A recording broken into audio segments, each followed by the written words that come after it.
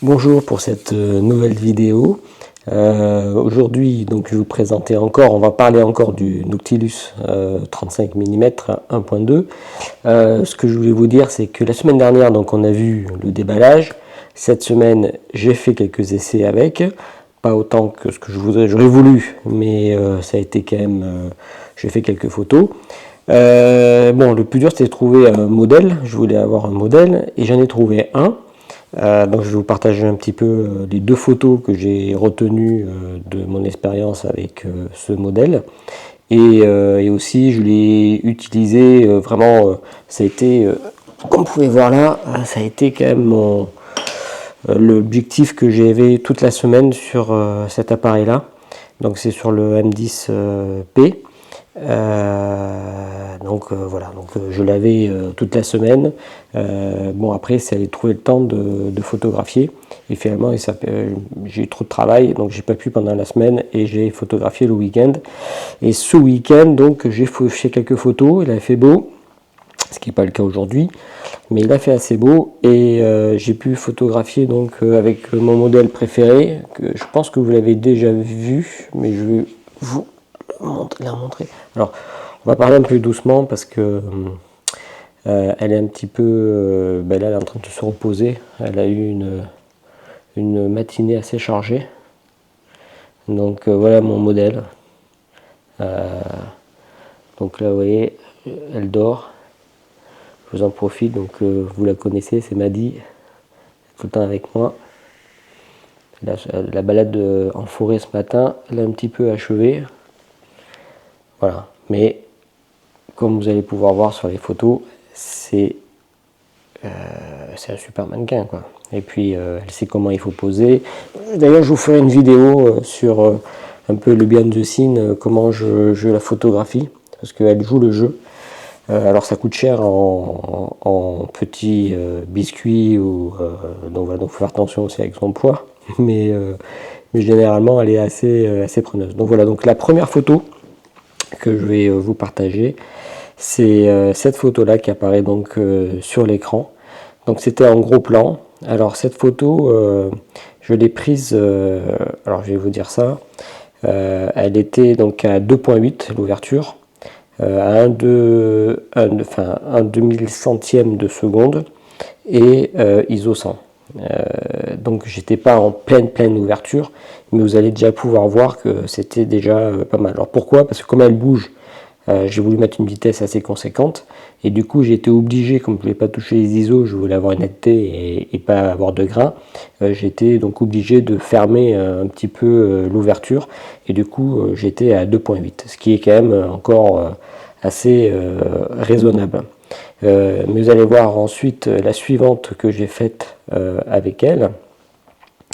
Donc voilà, c'est celle-là. Là par contre j'étais en ouverture à 1.2, toujours ISO 100, et j'étais à 1 350e de seconde. Donc vous voyez, vitesse beaucoup plus lente, mais j'ai pu quand même, comme elle n'a pas bougé, j'ai pu vraiment capturer elle était vraiment, c'était d'une netteté, je dirais, c'est incroyable. Alors sur ces photos là, donc prises de près, donc j'étais assez proche, donc à distance, on va dire, j'étais pas en dessous de 1.7 en termes de distance, hein. Donc parce que comme je vous l'avais déjà dit, si je regarde donc la distance à partir de 0.7, pardon, c'est là que vous allez passer après en live view pour photographier, donc et la netteté, pour faire la netteté, parce que vous pouvez plus le faire avec le viseur. Vous êtes obligé de passer avec l'écran derrière en live view et de pouvoir faire la mise au point, et c'est très difficile en réalité, surtout quand vous êtes dehors, tout ça, je trouve que c'est difficile. Donc là à 0.7 j'étais vraiment avec le viseur, et j'ai pu faire la mise au point. Donc voilà, donc vous avez vu en proche donc à 0.7, donc on est proche. J'ai pu vous voyez ce bokeh, donc complètement détaché, avec la faible profondeur de champ, et je trouve que c'est vraiment somptueux, quoi. Parce que ce qui est incroyable, c'est que je trouve avec d'autres objectifs, vous allez faire pareil la mise au point, par exemple sur l'œil, parce que c'est l'œil que je visais, mais vous allez avoir peut-être le reste qui peut être flou, alors que là vous avez vraiment tout le visage qui était, enfin la gueule pour elle, même si on a l'habitude un peu de l'humaniser, hein, mais elle était vraiment tout dans le focus. Et ça que je trouve incroyable. Et c'était pareil quand j'avais fait la photographie de la personne donc chez Leica, quand je l'avais testée, elle était vraiment complètement nette. Et derrière, vous avez ce bokeh qui est magnifique. Alors là, bon, le bokeh derrière, le problème c'est que c'est l'herbe et la terre. Donc si imaginez il y avait des lumières, donc c'est pour ça que je voudrais faire ça aussi en ville. Avec d'autres personnes, je trouve que c'est vraiment un superbe objectif, quoi. Alors j'ai fait ça aussi, donc vous allez voir maintenant sur d'autres photos, là vous allez voir donc le cheval, derrière donc je l'ai mis avec une profondeur de champ beaucoup plus importante, donc là j'étais à 5-6, alors vous voyez c'est pas non plus la folie, hein, mais j'étais à 5-6 et j'étais à 1/250e et ISO 100 aussi. Alors il y avait beaucoup de lumière, hein, c'était lumineux, c'était très ensoleillé. Donc voilà, donc ici vous regardez, si je vous mets le détail sur le cheval, c'est assez impressionnant de voir comment elle est la netteté aussi, quoi. Vraiment, je suis très impressionné et il y a très peu de retouches au niveau des expositions, tout ça, hein. Je veux dire, j'ai quasiment rien fait, quoi. Je vous montrerai aussi le process, mais quasiment rien fait. Et enfin, pour vous montrer donc une autre photo on va dire de paysage, parce que je fais beaucoup quand même de landscape. Là, il y avait ce champ avec alors je sais pas comment ils appellent ces fleurs jaunes, avec la petite cabane au fond. Normalement, il y a des chevaux, mais apparemment ces fleurs-là, c'est pas bon pour la santé du cheval, donc ils ont enlevé les chevaux. Donc vous avez cette prairie avec cette cabane au fond. J'ai un tout petit peu croppé parce que pour pas qu'on voit le ciel, sinon on voyait le ciel, j'étais avec le 35 mm, on voyait plus grand, donc j'ai croppé un peu. Et là je suis à l'ouverture de 4.8, si je ne me trompe pas, et 1/250e et ISO 100. Donc vous voyez pareil, une qualité extraordinaire. Alors après, là on n'est plus dans le, je dirais, avec le Nautilus, dans le besoin, la particularité, je dirais, de cet objectif. C'est-à-dire que vous avez le 35 Sumilux que j'ai aussi, vous allez avoir, à mon avis, à peu près la même qualité. Donc, pour moi, le 35 1.2 Nautilus, je l'utiliserai beaucoup plus donc, avec les portraits. En tout cas, d'avoir avec les portraits. Alors, il est plus lourd, il est plus gros. Donc, mais après, vous me dites, oui, mais si je prends... Je ne peux pas me balader avec les deux 35 mm, quoi. Donc il faudra que je fasse un choix. Est-ce que je prends celui-là ou si je prends l'autre, mais je ne vais pas prendre deux 35 mm avec moi quand je vais sortir. Et je me tâte parce que je me dis, même si celui-là est plus lourd, il fait aussi il fait le job aussi pour le 35 mm Sumilux normal, je dirais, mais en plus il a une particularité, c'est quand j'ouvre un 1.2 et je suis proche de mon sujet, je vais avoir une qualité d'image que j'aurai pas avec le 35 mm du Sumilux.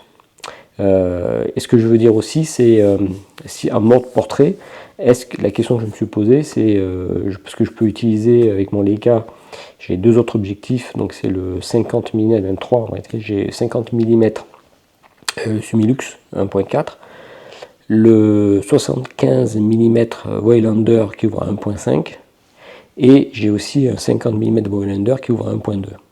Et d'ailleurs, c'est intéressant peut-être de voir un petit peu, faire une vidéo sur mode le portrait et se faire un essai avec Madi, hein.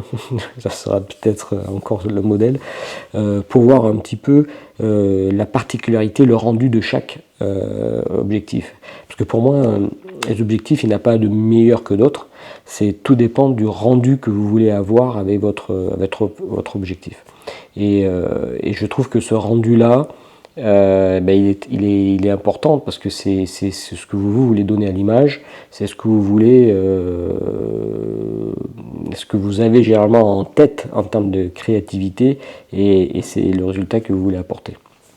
Voilà, donc je pense quand même que ça sera un bon essai de faire une bonne vidéo, de faire un petit peu l'essai de ces vidéos, de ces objectifs, pour voir quel est alors peut-être, comme je dis, pas le meilleur, mais en tout cas par rapport au rendu que vous voulez avoir.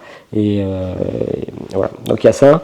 Ensuite, il y a un autre exercice que je voudrais faire avec ce Noctilus, c'est l'utiliser sur de l'argentique.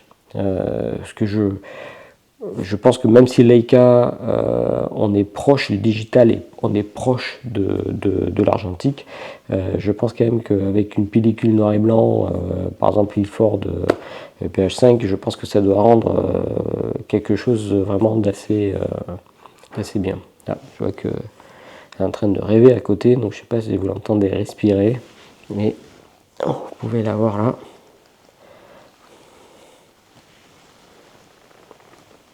Elle dort, mais elle a les yeux mi-clos. Bon, c'est peut-être indécent de la filmer pendant qu'elle dort, c'est au niveau droit à l'image et de, comment dire ça, de ne pas prendre les gens dans des situations qui seraient dégradées. Voilà, donc je vais pas l'embêter avec ça. Donc, voilà. Donc j'espère que la vidéo, voilà, ça répond un peu à vos questions. C'est des vidéos qui sont très courtes. Pourquoi? Parce que j'ai pas le temps je suis pas youtubeur, j'ai pas le temps de faire des vidéos tout le temps. Donc, mais par contre, j'essaye d'en faire une par semaine. Et notamment sur l'utilisation sur la photographie. Alors j'ai plein d'autres projets photographiques que j'aimerais vous parler lors de prochaines vidéos.